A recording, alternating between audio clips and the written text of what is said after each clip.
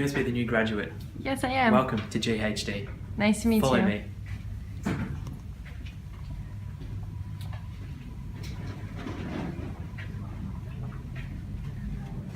After you. So welcome to our training session here at GHD. Today we'll go through the sustainable competitive advantage of the firm, the industry and economic characteristics. We'll go through a SWOT analysis and we'll finish off with our international strategy. Firstly, just a brief introduction on what we do. So we're a global engineering, architecture and environmental consulting firm. We operate in 5 key markets. These are water, energy and resources, environment, property and buildings, and transport. We were established in 1928. We operate in over 135 countries all around the world, and we employ over 8,500 members of staff. That's enough about the introduction. Now we'll pass you on to Lauren, who will discuss our sustainable competitive advantage. Good morning, Helena. How are you? Good, and you? I'm well, thank you. So I'm Lauren and I run the strategy and operations function of GHD, and I'm here to talk to you this morning about why GHD has a sustainable competitive advantage. So first we need to backtrack and figure out what actually makes a competitive advantage. So these come from our core competencies. Core competencies are derived from our capabilities, which in essence are derived from our resources. So what are GHD's main resources? We have a plethora of resources here at GHD, some tangible, others are intangible. Examples of their key resources will be the large number of employees, over 8,500 worldwide, over 200 offices throughout 5 countries, our Innovation Zone online platform, community partnerships, for example, Engineers Without Borders, and also relationships with water authorities, local government, legal firms, and urban developers.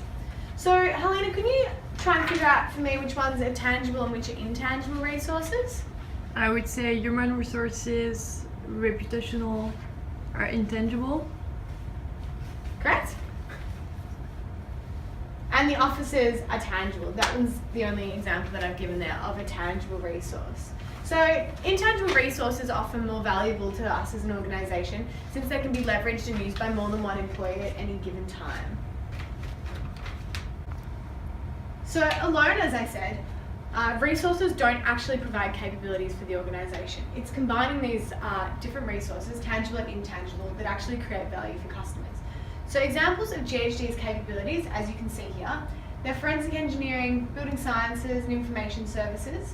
We've got their human resource capabilities through GHD Business School, diversity, inclusion, and their global recruitment platform, as well as over 25,000 face-to-face and e-learning activities, which is a human resources personal development capability, which GHD prides themselves on. There's also resource sharing across the GHD network and strong data management, which is comes under management information systems in that capability area. And also excellence in environmental impact assessments and approvals permitting, and they're also a leader in waste management and have a strong reputation for emergency response. So for a capability to be a core competency, they must be superior to their competitors or their rivals and hence distinguish them competitively. So these emerge over time as a company learns how to best develop their capabilities and deploy certain resources. So GHD's core competencies derive from 1, their global innovation program, and 2, their human resources through their GHD Business School. So the first core competence that I mentioned earlier is innovation. So 2008, GHD launched their global innovation program and online platform of the Innovation Zone, which encourages employees to submit, collaborate, share, and then vote on ideas that can then be put into practice and financed by the organisation. So since 2008, when it was launched, there have been over 1,400 ideas submitted and over 30 have received funding.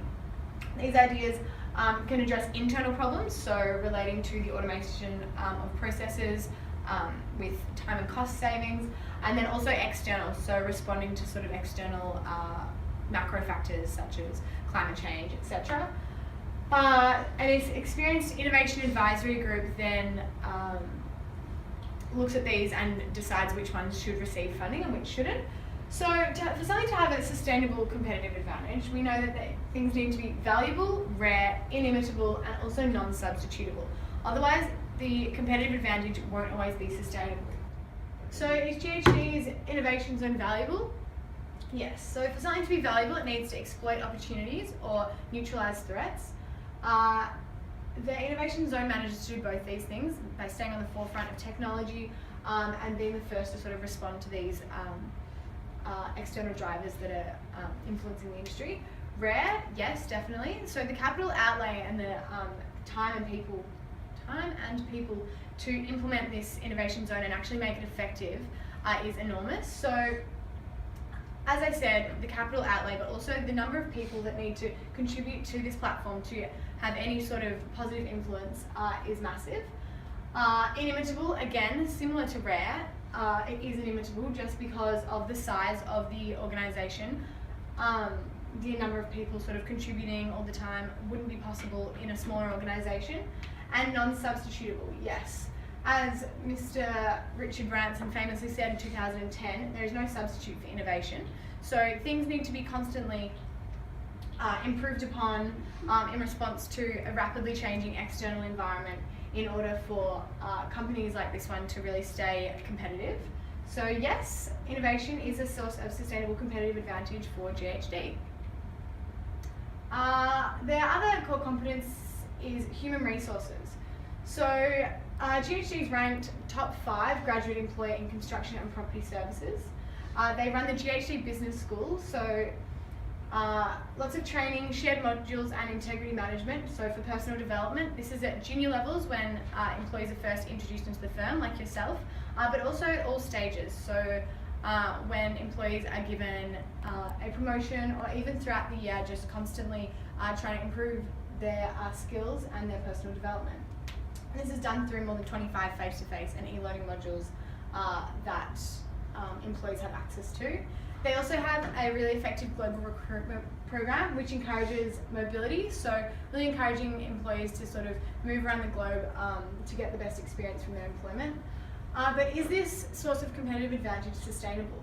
Is it valuable? Definitely yes. Again, attracting really high-level skilled employees is valuable for the organisation through exploiting opportunities and sort of allowing the best ideas to sort of come from these employees.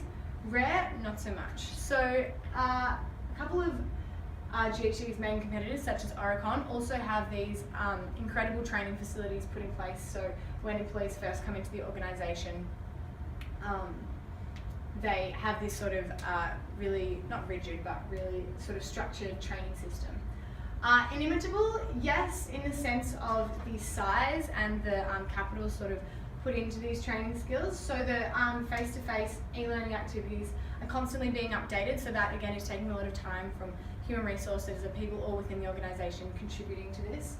Non-substitutable, again yes. Although processes, systems are all being automated, there really is no substitute for the people of the organisation. They're sort of the essence and they'll never be completely made redundant, even though processes are sort of starting to be automated.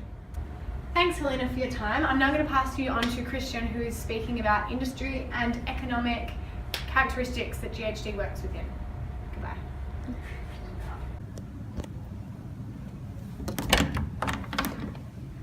Hi, you must be a new graduate. Come through.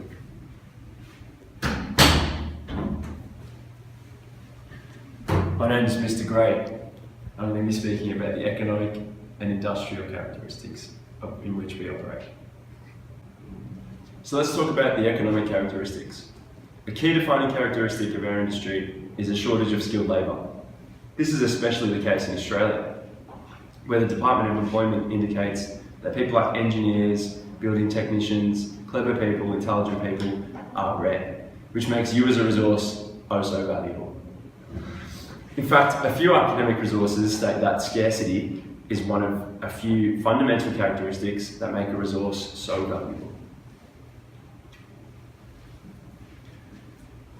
So just like any other industry, we're susceptible to economic downturns and peaks, but we're not quite as intensely affected as other industries like, for example, the automobile industry, and we can relate to Holden Motors in 2009 in Australia. Furthermore, our industry and line of work is directly associated with economic growth. Infrastructure has a direct relationship with economic growth, as well as our quality of life. Hence, the government actually allocates quite a bit of funding towards projects. This public sector investment and increases in things like roads, buildings, transportations, all combine to upgrade the national economic capacity of the country. So I'm talking about things like GDP. So let's have a look at this. The Australian annual budget 2016, the government made a commitment of 50 billion to current and future infrastructure investments. GHT is likely to win some of these contracts regarding to the allocation, because quite simply, well, we're the best at what we do. So quite aside from the economic characteristics, let's talk about those industrial ones. Obviously, we operate in the infrastructure industry as well as project consultancy, and in 5 key sectors, which Jason mentioned earlier in this presentation. The special thing about our line of work is that there's proven growth and proven growth opportunities as well. Since the 90s, GHD as a company have evolved and grown 600%, which is a fantastic achievement. There are significant barriers to entry in this industry. So quite a lot of capital investment, as well as knowledge and flexibility, are definitely required to enter new markets and adapt to things like country regulations. Let's have a look at this from Porter's Diamonds perspective. If there's quite significant entry barriers, then there's going to be less threat of new entrants, as they're going to find it extremely difficult to penetrate into already competitive and difficult marketplace. Also, a country's current infrastructure may not actually support entry into their market. So if we have a look at Japan in the 90s, their entry via the software market was not applicable because of their weak infrastructure. Also, although there are high establishment costs, there are low maintenance costs, which is a great thing because it keeps profit levels high. What else? So what about our cash flows? Well, they're long-term and sustainable, meaning they're also not subject to much volatility and dips. This is because, well, when you think about it, people are always going to be using telecommunications, tolls, buildings, hospitals, all those types of things that are necessities in today's society. A key also defining characteristic of this industry, in GHD's perspective, as well as all of our competitors, is that there are large amounts of external and private investor funding. Why is this important? Well, it means there needs to be a strong focus on client relationship and customer relationship. So if we have a look at this man, for example, we can't be poaching money from potential investors or current investors and not giving them anything in return and running. There has to be a solid return, and through that we have to make our clients feel safe and secure through solid marketing efforts and pitching teams. Last but not least, most definitely not least, is that our industry is significantly affected by technological advancements and process innovations. So these sorts of things are what's going to reduce costs as well as time. Also, it improves the longevity and quality of our final product output. So if we have a look here at the MX3, the first printed bridge, was actually printed by a 3D arm machine, late in 2015, Amsterdam, Netherlands. As a result of this, there were no labour costs, and it was extremely time efficient, which is absolutely fantastic. Okay, I think I better pass you on to Jason.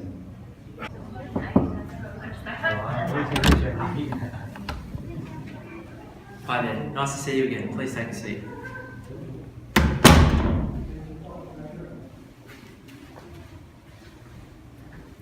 So hopefully you had a good chat with Mr. Gray about the industry and economic characteristics at GHD. Now I'll take you through the SWOT analysis, which looks at the strengths, weaknesses, opportunities and threats that GHD faces today and in the future. So firstly, the strengths. We believe the innovation zone is an incredible strength of ours here at GHD. It was established in 2008 and it plays an integral role to our overall innovation program. It was created mainly to promote collaboration between employees, where they can express their ideas and come up with solutions to potential problems that we may have. So there's a few reasons as to why this is a major strength of ours. Firstly, it benefits the organisation as a whole. So the ideas that are provided from our employees can help improve our business operations. And secondly, the initiative really makes our employees feel valued and feel like they're making a contribution through their ideas and feedback, which helps further improve employee loyalty. Secondly, we have a very broad and diverse service portfolio. So we are very competitive in many markets all around the globe. We strongly believe the sheer size of our organisation really makes it a key strength of ours. We operate in over 135 countries, as I mentioned earlier, and possess an extremely diverse portfolio, which includes offering consulting in architecture, environment, engineering and construction services. And thirdly, we move on to human resources. The GHD Business School, like yourself, is used to help our graduates really feel a part of GHD, where they can learn the ropes and learn key skills and expertise necessary to be really successful at our firm. We pride ourselves on our employees and we're proud to maintain an 88% staff retention rate, which for a company of our size and stature is really is a great advantage for us. So moving on to the weaknesses. If there's one weakness we possess, it's health and safety. Obviously, with the work we do, it plays a pivotal role, and every day we're faced with challenges in order to improve our health and safety for our employees. Working, as I mentioned, in over 135 countries makes it a little difficult to keep up to date with government regulations on health and safety. And unfortunately, sometimes situations occur where we haven't met safety standards, which results in accidents. So in 2014, we only had a 0.1 total recordable incident rate, whereas in 2015, just a year later, it rose to 1.1. This is far too high for us at GHD, and really, we every day strive to combat this and at least reduce the number. And overall, this impacts the reputation of our company. We want to maintain a high brand image at GHD, and reducing safety will go a long way towards achieving that. So moving on to weaknesses. As we can see, the first one there, wastewater treatment sector. As the global population increases, the demand for water also increases with it. This ever-present demand provides opportunities for us to provide clean water for developing countries in particular. We've also seen in numerous developed countries that have access to clean water that their infrastructure for water supply is aging and often lacking funding as well, which only further generates more opportunity for us as a company to improve and help maintain in the long term water supply for developed countries. And the second one there, growth initiatives. As mentioned earlier by Mr. Gray, the Australian government has allocated $50 billion of its budget to infrastructure around the country. And as you mentioned, this only generates more opportunity for us to win some of those big contracts and really take command of public projects all around the country. And finally, moving on to threats. The first one there, competitive bidding by other companies. Governments are now treating infrastructure developments as their highest and most important priority. Because these projects, such as transportation, civil engineering, power and water, they're granted through tenders, and it will likely result in increased competition as competitors with slightly lower quotes will win the contract. So therefore we're facing tough competition, and it could potentially threaten our presence in all our markets and industries. And finally, stringent regulations. Because we operate in so many different countries all around the world, it can have a profound impact for regulations on business operations. Not complying with specific legislation can result in legal matters and also significant fines, and ultimately result, as I mentioned, in timely and costly consequences. Therefore, it's vital that we're on top of any new legislation that is passed all around the world in all the countries we operate in, and to ensure we're regularly checking up on these to fulfill all legal requirements. So thanks for listening about SWOT analysis here at GHD. I'll now pass it on to Nasia, who will go through the international strategy.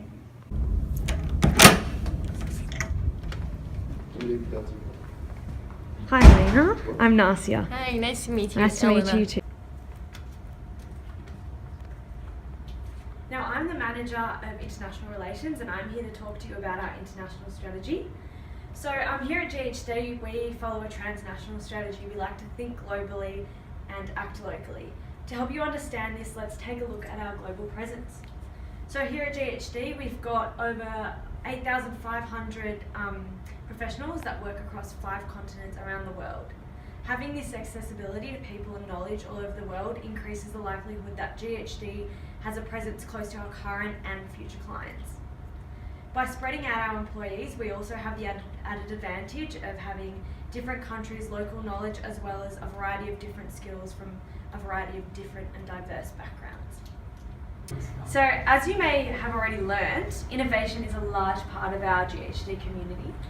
As an example, I'd like you to think about our innovation zone. Our employees from all over the world can discuss, collaborate and share their knowledge and ideas that are likely to be unique to other employees from other countries, as well as relative to their locality.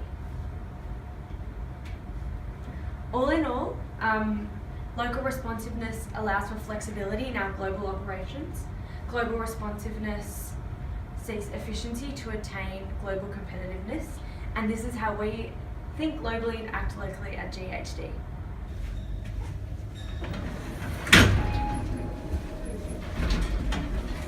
Bye. Bye. See Nice you to later. meet you. Bye-bye. Bye.